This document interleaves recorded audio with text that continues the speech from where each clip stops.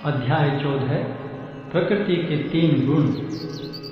भगवान ने कहा, अब मैं तुमसे समस्त ज्ञानों में सर्वश्रेष्ठ इस परम ज्ञान को पुनः कहूँगा, जिसे जान लेने पर समस्त मुनियों ने परम सिद्धि प्राप्त की है।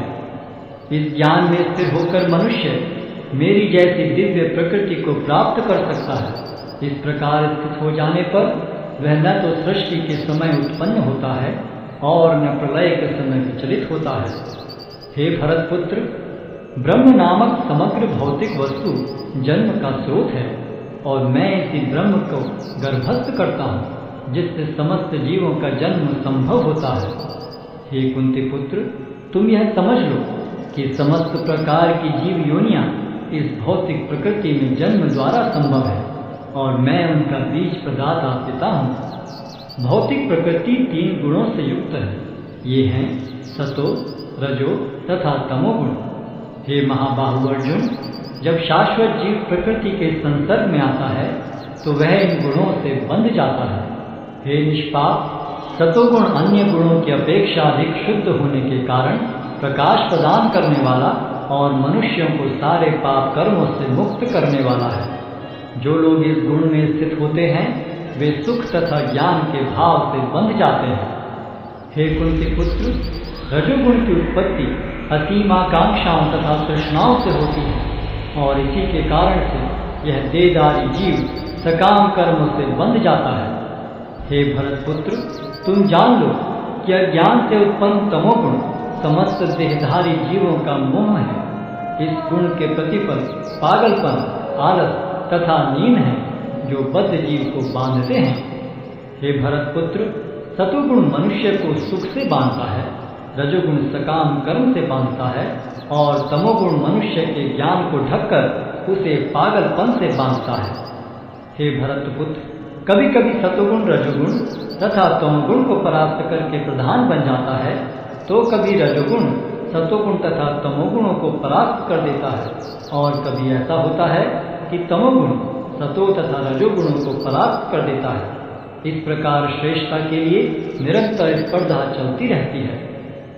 सतोगुण की अभिव्यक्ति को तभी अनुभव किया जा सकता है जब शरीर के सारे द्वार ज्ञान के प्रकाश से प्रकाशित होते हैं। हे भरतवंशियों में प्रमुख, जब रजोगुण में वृद्धि हो जाती है तो अत्यधिक आसक्ति, सकाम कर्म, गहन उद्यम तथा अनियंत्रित इच्छा एवं लालसा के लक्षण प्रकट होते हैं। जब तमोगुण में वृद्धि हो जाती है तो हे कुरुपुत्र, अंधेरा, जड़ता, प्रमत्तता तथा मोह का प्राकट्य होता है। जब कोई सतोगुण में मरता है तो उसे महर्षियों के विशुद्ध उच्चतर लोकों की प्राप्ति होती है। जब कोई रजोगुण में मरता है तो वह सकाम कर्मियों के बीच में जन्म ग्रहण करता है और जब कोई तमोगुण में मरता है तो वह पशु योनि में जन्म धारण करता है। पुण्य कर्म का फल शुद्ध होता है और सात्विक कहलाता है, लेकिन रजोगुण में संपन्न कर्म का फल दुख होता है और तमोगुण में किए गए कर्म मूर्खता में प्रतिफलित होते हैं। सतोगुण से वास्तविक ज्ञान उत्पन्न होता है, रजोगुण से लोभ उत्पन्न होता है और तमोगुण से अज्ञान, प्रमाद और मोह उत्पन्न होते हैं। सतोगुणी व्यक्ति क्रमशः उच्च लोकों को ऊपर जाते हैं, रजोगुणी इसी पृथ्वीलोक में रह जाते हैं और जो अत्यंत गर्हित तमोगुण में स्थित हैं वे नीचे नरक लोकों को जाते हैं। जब कोई यह अच्छी तरह जान लेता है कि समस्त कार्यों में प्रकृति के 3 गुणों के अतिरिक्त अन्य कोई कर्ता नहीं है और जब वह परमेश्वर को जान लेता है जो इन 3 गुणों से परे है, तो वह मेरे दिव्य स्वभाव को प्राप्त होता है। जब देहधारी जीव भौतिक शरीर से संबद्ध इन 3 गुणों को लांघने में समर्थ होता है तो वह जन्म, मृत्यु, बुढ़ापा तथा उनके कष्टों से मुक्त हो सकता है और इसी जीवन में अमृत का भोग कर सकता है।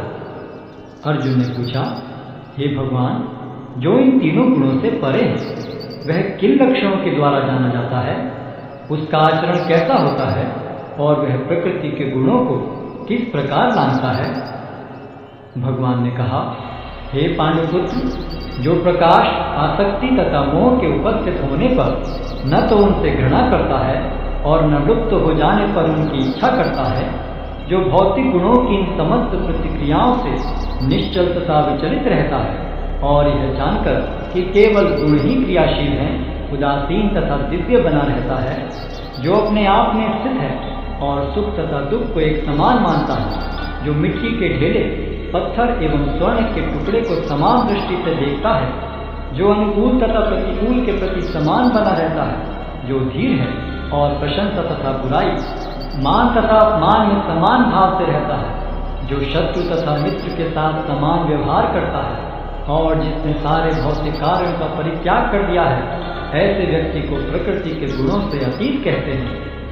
जो समस्त परिस्थितियों में अविचलित भाव से पूर्ण भक्ति में प्रवृत्त होता है, वह तुरंत ही प्रकृति के गुणों को लांघ जाता है और इस प्रकार ब्रह्म के स्तर तक पहुंच जाता है। और मैं ही उस निराकार ब्रह्म का आश्रय हूँ, जो अमर्त्य, अविनाशी तथा शाश्वत है और चरम सुख का स्वाभाविक पद है।